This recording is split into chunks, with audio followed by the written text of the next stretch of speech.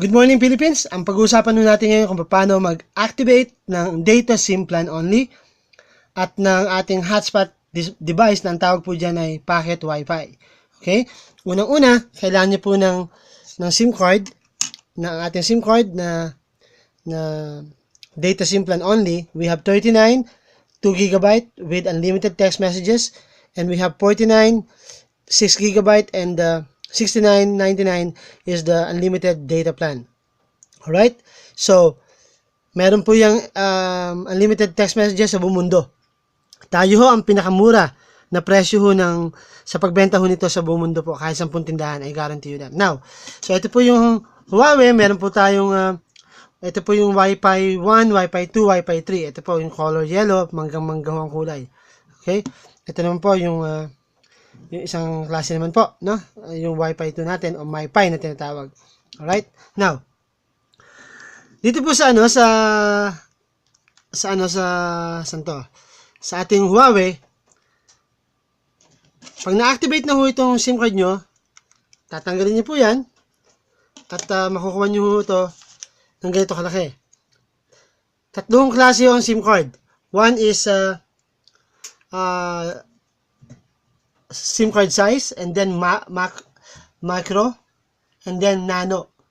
Okay? So, ito po ang ating pong yung actual na SIM card. Hindi po ito micro size, ano? Ang micro size po, ito. Ito yung micro size. Ayan po, yung pang wall phone natin, no? Okay? Ayan. So, yung nano, pinakamaliit po yun. Okay?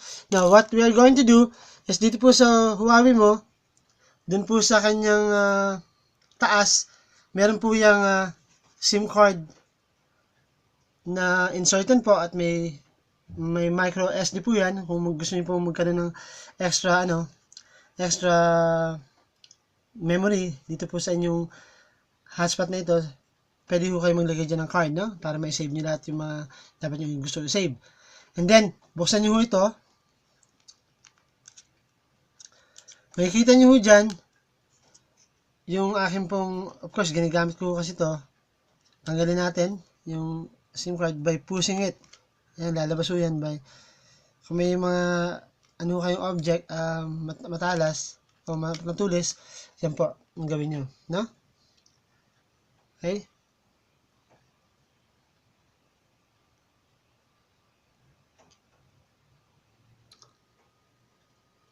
Okay, so ito po, naitaas ko na po yung SIM card, so pwede na ho natin palitan yan o hugutin, no? Yan. Ang pagsalpak niyan, kung ito ho yung face out po ng top view ho ng Huawei, ito po yung SIM card, ito yung edge ng SIM card, right? Pag ganyan po ang pasok, okay? Yan. Salpak nyo ganyan. Tapos, ibaon nyo po. Ayan. Ayan. Subukan na siya. Sarado nyo. And then, restart po. I-restart po natin. Ayan. So, ni-restart ko po yung ating hotspot. And then, turn on nyo ulit.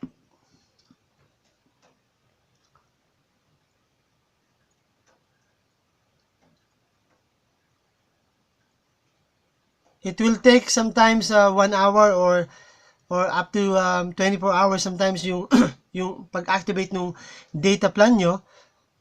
Pero minsan ho, hindi na ho maabot na isang oras, activated na. Okay? Sometimes, pag ganyang no service, pindutin nyo lang po yung ito, yung WPS.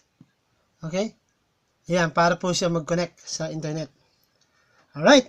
So, ngayon po, okay na po yung ating hotspot device. Ang gagawin natin, kukonfigure natin itong hotspot device sa inyo pong PC para po malaman niya na nasa Pilipinas po siya, no? Atin po siyang kukonfigure.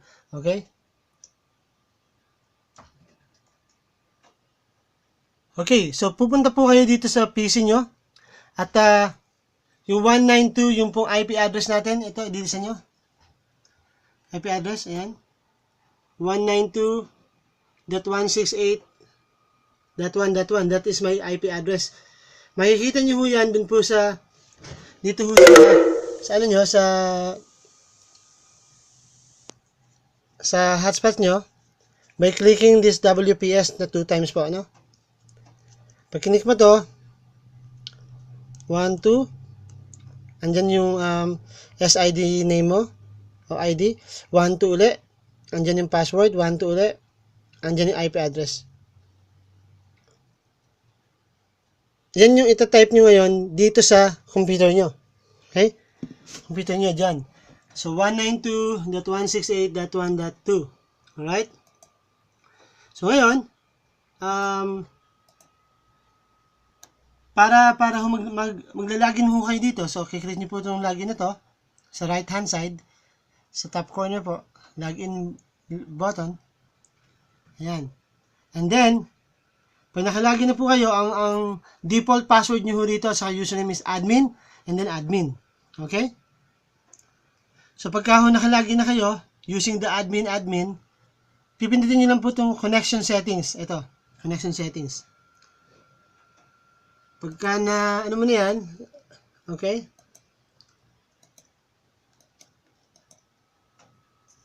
Babaguhin nyo yung sa ano. Okay? So, pag nakita nyo na itong nakalagin na kayo, click nyo yung connection settings, tapos punta kayo dito sa profile management. Ayan. And then, dapat to i-check nyo ho kung enable nyo ho to, tingnan nyo kung malakas yung signal nyo pagka disable, pero I suggest disable, no? Pero check nyo rin ho, enable nyo pagka wala kayong masyadong connection. And then, after that, punta ho kayo dun sa WLAN. Click nyo yung WLAN. Ay, sorry. Yung profile management. Ito, profile management. Okay, profile management. Yan po ang gagawin nyo ho ng pangalan kasi blanco yan. Ako ho, ang ginawa ko, Mangga. Mangga ang pangalan. Okay. Tapos, username Mangga and then password nag-create ako. Dapat naka-dynamic ko ito Tapos, click apply. Apply button. And that's it. Makikita nyo rito, may connection na kayo. Okay? May connection na kayo dyan. And ngayon, tutulungan ko na kayo paano mag-connect ng PC o ng cellphone nyo dito sa hotspot. So, punta ko kayo dito. Tanggalin nyo to. Okay? Kita ko dyan. Okay? Nakikita nyo ito? Yan. Ayan yung mga list po ng mga modem or ng mga SSID name po. So, piliin nyo po yung may 4G EE. Huawei. Yan po. So, click nyo yan. Assuming may-disconnect ko. No? Click nyo yan. Tapos, hihingan po kayo ng password. Yung password nyo, nandoon sa Huawei nyo, di ba? Sa device. Doon sa WPS, pag pinindot mo ng dalawa, 2 times, makita mo yung password and user ID mo. So, andun yung password mo. Okay? So, ganyan lang po kadali. At up to 12 devices po ang makukonekta dyan sa Huawei natin. Grabe, no? At papakita ko sa inyo ngayon paano kayo kikita ng pera dito. Ito, tingnan nyo mabuti. Okay.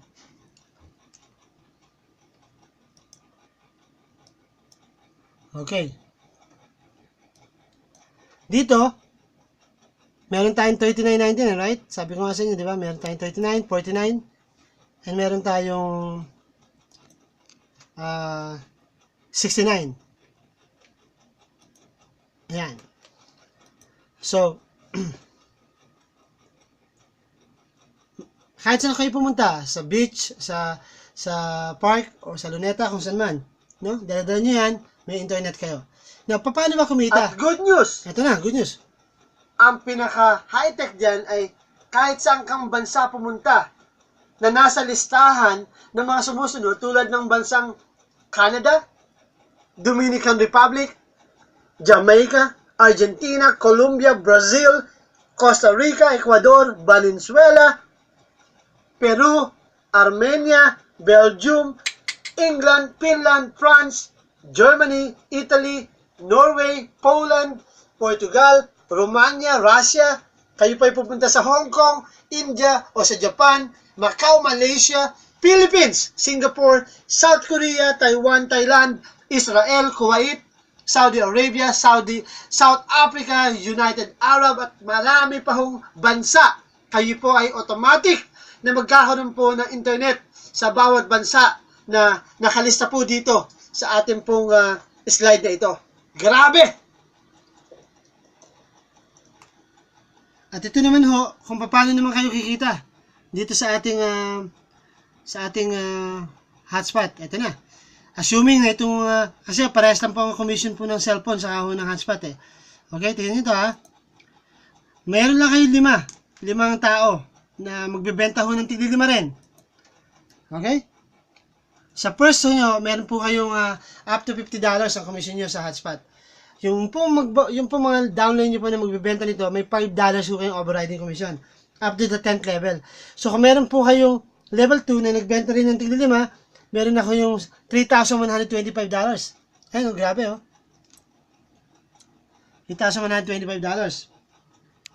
At pagka yung nag-multiply ulit ng tigli 5, nagbenta ng tigli 5, up to the 10th level generation po ang babayaran po sa inyo. Wow! Alright? So nasa 48 million. Pagka ho, yun po mga downline natin, tayo lahat nagbenta tigli 5 lamang na hotspot. May 48 million ko po na commission. Kung kano yan sa peso, kayo na pa mag-compute. Okay? Hindi ho biro at hindi ho malit na bagay na nasa harapan yung opportunity ngayon. Yan pong pinapakita kong opportunity sa inyo ngayon ay kailangan ng tao, ginagamit na ho nila yung araw-araw. Ima-market mo na lang at mag-join ka na lang sa amin. Salamat po sa inyo lahat. Welcome to Manga World.